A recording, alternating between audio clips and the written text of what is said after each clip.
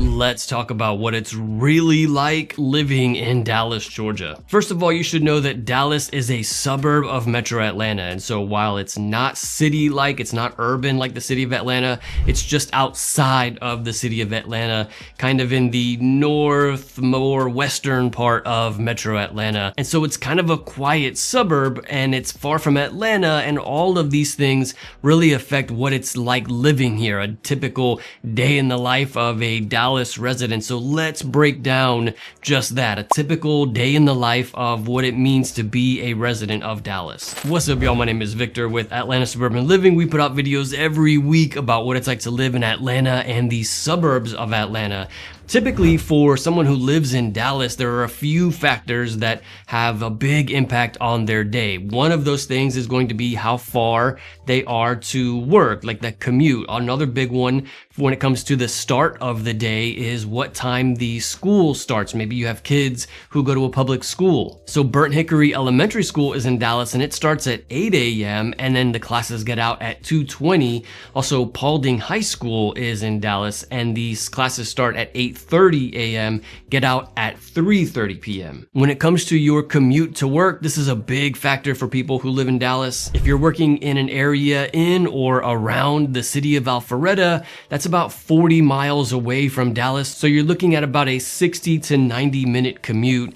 If you are working in Midtown, that's a 33-mile commute, so again, about 60 to 90 minutes one way, which is, I totally agree, is rough. The more common place for people to work if they are living in Dallas is for them to work in Cobb County. And so the distance from Dallas to the center of Marietta is only 18 miles and is more like a 30 to 45 minute commute.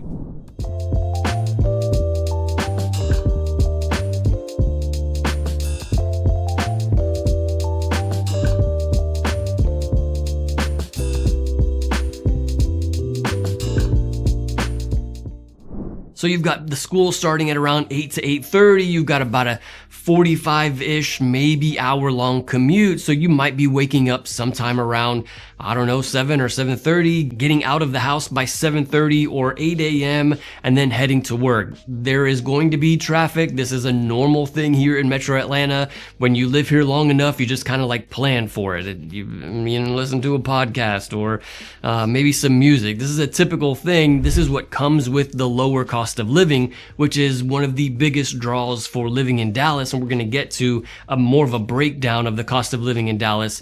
But this is what you would be looking at for a typical day in the life of a Dallas resident, getting out of the house early enough to deal with that commute. After work or after school, you also have extracurricular activities here. While it is kind of a quieter, smaller town vibe, there's still lots of extra things to do outside of work or school. If you're planning on moving to Dallas or you just have any questions about what it's like to live here, feel free to call, text, or email me anytime. I'm a local realtor here in the area. Thank you so much to everybody who has reached out. I'm always happy to help.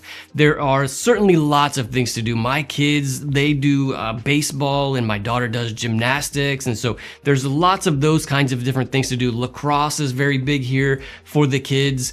I'm sure all of the schools have like after school programs and clubs and things like that. This is all super normal here in the city of Dallas. And so these are all things that you can typically expect for like extracurricular activities for the kids. Now, one thing that you should keep in mind is that you may be driving 15 to 30 minutes to get to one of those things. In fact, I live about 15-20 minutes from Dallas, and my son to get to the baseball practice is about a 30-minute commute. I know for many people in different parts of the country, like those extra things are nearby the house. Maybe a 10-minute drive or a 15-minute drive. It's a little bit longer here in Georgia. We're just a bit more spread out, and so some of these things you have to account for more time to get to those things. And then weekends or evenings, you have plenty of things to do in and around the city of Dallas. Actually, more so around Dallas than in Dallas. You have lots of parks around Dallas, but then when it comes to like shopping or restaurants, very often the people who live here go to one of the nearby areas for shopping and restaurants. There's a Home Depot about 15 minutes away from the center of Dallas. There's also a Best Buy and a Target about 15 minutes away. So lots of options for that kind of shopping for big box stores. Not a lot of like locally owned mom and pop shops in Dallas. They don't really tend to do very well. There might be a few, but the population of Dallas isn't enough to support these like super small kind of businesses. There is more so a lot of the big box stores here. And then when it comes to grocery shopping, you've got a Publix on Villa Rica Highway in South Dallas. There's also a Kroger on Highway 278, kind of close to the middle of Dallas. And you have a Whole Foods, but it's far. It's on Barrett Parkway, about 30 minutes away from Dallas. And so plenty of options. Publix is kind of like the more expensive. Kroger is like the less expensive option for grocery shopping.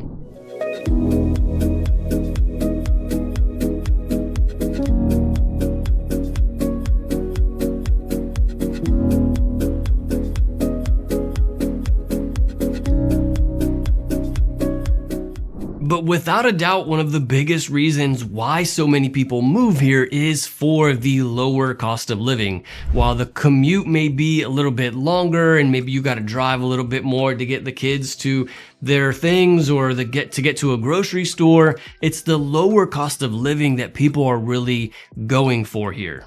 Essentially, what people are doing here is they're trading away that convenience of being close to everything for the lower cost of living. You can find rent prices here in Dallas for a 3-bedroom, 2-bath home between $1,500, maybe $2,000. You can also find 3-bed, 2-bath homes to buy in the low 300s. This is a very big difference when you compare to other parts of Metro Atlanta, considering that Dallas has an excellent, safe, family-friendly kind of environment, great schools, relatively close sort of things, like you're not super far out in the country. You're not in the North Georgia mountains. And so you're 15 minutes from a grocery store. You've kind of got all of these family friendly features that a lot of people are looking for, but you also don't have to break the bank. And this is the biggest reason why people are moving to Dallas. To find a home in the low 300s is an absolute steal in Metro Atlanta. Some other things that you might want to know about is like the weather here.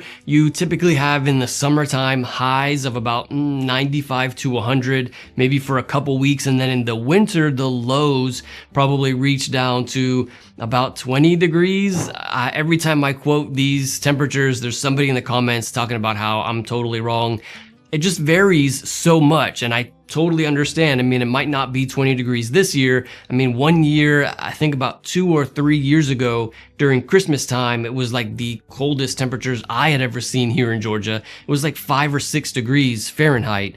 And so that is super uncommon though. Again, I have never seen it before then. I had not seen it since then. And so that was kind of an anomaly. But I would say typical, the low temperature in the wintertime is somewhere around 20 degrees during the winter. Another big one that we have here is a lot of allergens. We have a lot of things that cause allergies. And so we've got a lot of trees here in Dallas and in Metro Atlanta.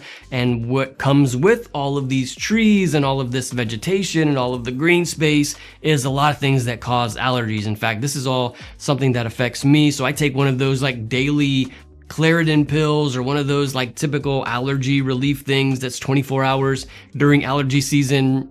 Totally takes away the problem. I don't tend to have the problems when I take one of those, but it is something to think about. If you're super susceptible to these kinds of allergies, there's certainly going to be a lot of that in Dallas because of how far away it is from Atlanta. Another thing to keep in mind is that while the homes here are very affordable, much more affordable than other family-friendly parts of Atlanta, you do have some older homes here in Dallas, maybe from the 80s or 90s.